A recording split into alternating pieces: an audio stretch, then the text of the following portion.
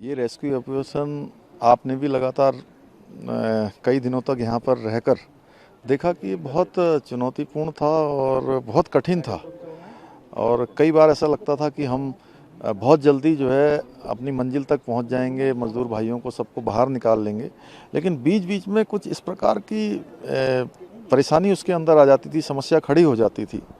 पहले दिन जब हमने इस पर काम करना शुरू किया तो ये लगा कि ये मलबा जो है जेसीबी और पॉकलैंड से आसानी से हटा लेंगे, और जितना हटाते थे मलबा उससे ज़्यादा ऊपर से आना शुरू हो जाता था।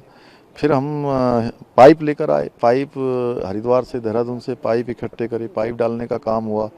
तो पाइप भी तेज़ी से आगे नहीं जा पाया कुछ जाने के बाद। फिर उसके बाद अमरीकी जो मशीन है, ऑगर मशीन लाई गई, उसको एयरलिफ्ट करवाया गया इंदौर से, हैदराबाद से, उड़ीसा से, कई जगह से जो है उसके मशीनरी लाई गई। लेकिन वो भी जो है एक दूरी तय करने के बाद फिर अटक गई।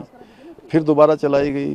फिर दोबारा चलाने के बाद अंदर मशीन फंसी गई पूरी तरह से, पूरी डैमेज हो गई, पाइप भी डैमेज हो गया।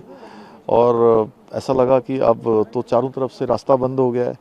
फिर ऊपर से वर्टिकल डीलिंग शुरू की गई, वह भी जो है चली, लेकिन वो उतनी तेज़ी से नहीं चल पा रही थी। लेकिन फिर अंततः ये लगा कि यही काम हमारा दोबारा चलना चाहिए। फिर ऑगर मशीन अंदर जाकर जब डैमेज हो गई तो उसको काट काट के निकालना, और एक एक मीटर काट करके निकालना, कम से कम लगभग 48 मीटर अंदर जा चुकी थी। तो बहुत चुनौतीपूर्ण था। पहले उसके पंखों को काटना, पंखों को काटने के बाद मशीन को काटना। जिन लोगों ने भी इसमें काम किया है, जो हमारे गैस कटर थे, इसके आए हुए टेक्नीशियन थे, उन्होंने बहुत जीवटता का काम किया और पूरी मशीन बाहर निकाली। मशीन बाहर निकालने के बाद तय किया कि अब जो है मैनुअल इसको आगे बढ़ाया जाएगा, और जो खुदाई करने वाले हैं वो मैनुअल जाकर आगे आगे जाकर देखते थे। फिर उसको पुशिंग का काम शुरू किया। तो बड़ा चुनौतीपूर्ण रहा, और इसमें काम करने वाले जिन जिन लोगों ने भी अपना योगदान दिया है, मैं सबका धन्यवाद करता हूं। और विशेषकर से हमारे प्रधानमंत्री जी का, जिन्होंने मैंने कभी ऐसा सुना नहीं कि किसी प्रधानमंत्री जी ने किसी रेस्क्यू अभियान की एक दिन भी नागा किया हो, और एक से एक बारीकियों का उन्होंने जो है सूक्ष्म से सूक्ष्म जानकारी लेने के बाद उस पर कैसे काम किया जा सकता है, कैसे हम सबका प्रोत्साहन किया जा सकता है, पूरे लगे हुए जो विशेषज्ञ थे उनको किस प्रकार से प्रोत्साहित करना है, सारी चीज़ें उन्होंने हमको लगातार मार्गदर्शन किया। उसके कारण से हम इस कठिन अभियान को जो है सफल बनाए। बाबा बौखनाथ की भी बड़ी कृपा रही, उनकी कृपा से ये अभियान सफल हो पाया। एक सर महत्वपूर्ण सवाल है, इस दुर्गम पहाड़ी क्षेत्र में सबसे बड़ा जो सामर्थ्य भारत का दिखा, वो जगह जगह से हर चीज को जुटाना। अभी भी आप देखेंगे श्रृंखला से मशीन लगी पड़ी है, लगा जैसे पूरा भारत लगा पड़ा है संसाधन जुटाने में। देखिए, ये सब तभी संभव हो पाया जब हमारे आदरणीय प्रधानमंत्री नरेंद्र मोदी जी पूरे अभियान को रोज अपनी मतलब दिन के जो उनके कार्यक्रम होते हैं, उन कार्यक्रमों में एक उनका ये भी प्रमुख कार्यक्रम रहता होगा कि इस अभियान को रोज जो है मॉनिटर करना। उसी के कारण से पूरे देश से सारी मशीनरी आई, विशेषज्ञ आए, दुनिया के विशेषज्ञ आए।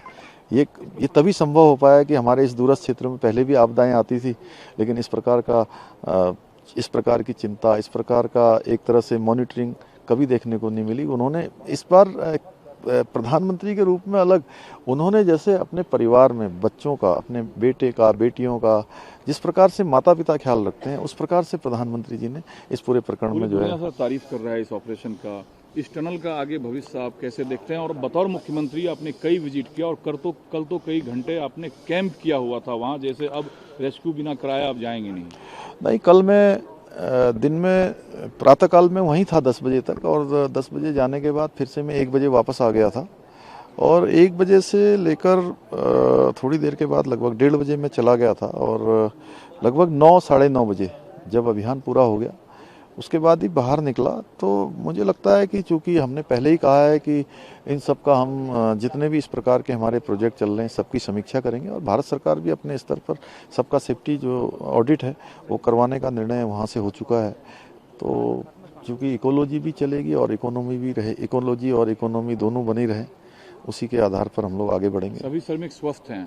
हाँ, सभी श्रमिक स्वस्थ हैं। और देखिए, उनको अंदर भी उनका हौसला, उनका शरीर दोनों भगवान की कृपा से अच्छे रहे, और जो उनके लिए ऑक्सीजन देने से लेकर पानी देना और उनके लिए खाद्य सामग्री भेजना, मुझे समझ में आया जब मैंने ये सोचा था कि पूरा रेस्क्यू अभियान 3 घंटे तक चलेगा, 3 घंटे तक चलेगा, क्योंकि एक को लाने में कम से कम 5 मिनट से 10 मिनट तक लगेंगे। स्ट्रेचर पर आएंगे, एनडीआरएफ वाले, एसडीआरएफ वाले उनको चढ़ाएंगे।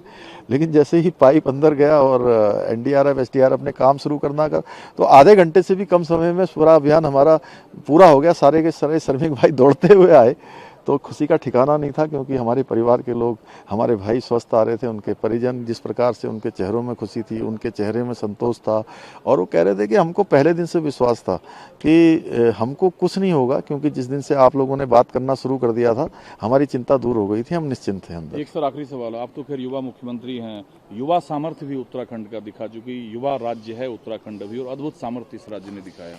हाँ, निश्चित रूप से देखिए, ये हमारा जो हिमालय है, ये हमको प्रेरणा देता है। हिमालय की तरह अडिग रहना है, हिमालय की तरह आगे बढ़ना है।